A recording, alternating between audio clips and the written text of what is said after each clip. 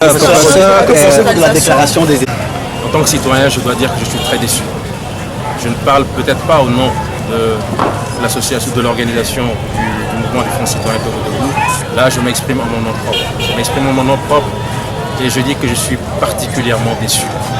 Lorsque, dans une situation d'injustice, on décide de couper la poire en deux, de donner l'impression que le bourreau a quand même raison et que la victime a quand même tort, je crois que c'est grave. Les évêques viennent de poser un acte grave.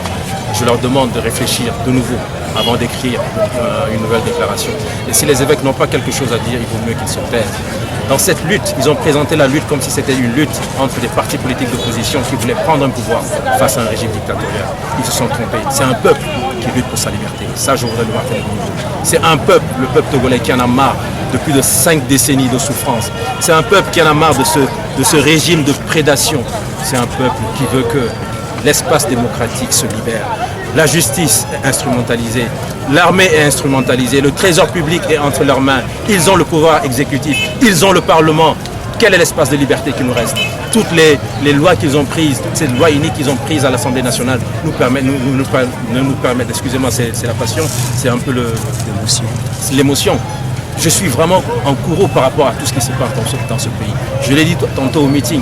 Vous dirigez un pays, vos jeunes sont en train de vouloir partir. Regardez la file des jeunes qu'il y a eu devant le service des passeports. Tout ça devrait faire réfléchir. Devrait leur faire comprendre que quand on dirige mal, ça amène tout le monde à vouloir fuir. Et quand on a peur de Dieu, je pense que même si moi j'étais de m'unir, aujourd'hui je dirais il faut qu'on fasse autrement. Il faut qu'on fasse autrement parce qu'en continuant comme cela, en restant dans ce radicalisme, dans cette intransigeance, c'est le Togo qu'on est en train de noyer. C'est le Togo, c'est notre Togo à tous. Si le Togo explose ou implose demain, c'est nous tous qui serons perdants. Si j'étais de unir, je prendrais mes responsabilités et je dirais aux gens de unir, il faut faire autrement. Ce pays nous appartient à nous tous. Certains ne peuvent pas s'arroger tous les droits et dire aux autres de se taire et d'accepter. C'est inadmissible et cette injustice, cette servitude, nous devons y mettre fin définitivement. Le ministre Yak trouve curieux que vous organisez ce meeting aujourd'hui le 23, au même moment où certains frappaient le pays.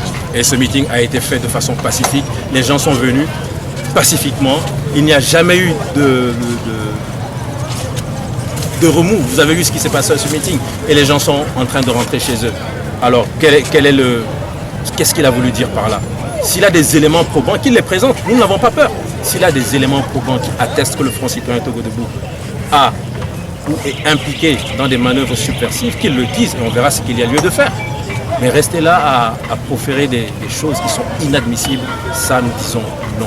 Et nous demandons au ministre de réfléchir à chaque fois qu'il doit adresser ce genre de menaces ou ce genre d'adresse à l'endroit du Front citoyen Togo Debout. Nous sommes des gens responsables. Nous ne sommes pas des gamins, nous sommes des gens responsables. Nous savons ce que nous voulons pour notre pays. Et nous allons l'obtenir. Mais par des manœuvres, c'est toujours l'émotion, excusez-moi, de façon pacifique, en restant dans la légalité. Nous leur dirons à chaque fois qu'ils font mal, qu'ils ont mal fait. Et nous ferons en sorte que ce changement que nous avons tant espéré, il advienne en 2020. Je vous dis que ce changement va advenir en 2020. Ce sera une grosse surprise pour le monde entier. Mais je demande simplement au peuple togolais de se lever. Aujourd'hui, que chacun se pose la question. Est-ce que je veux le changement? Si la réponse est oui, qu'est-ce que je fais pour obtenir ce changement? Et que chacun fasse ce qu'il doit faire pour le changement. Et nous allons tous y parvenir.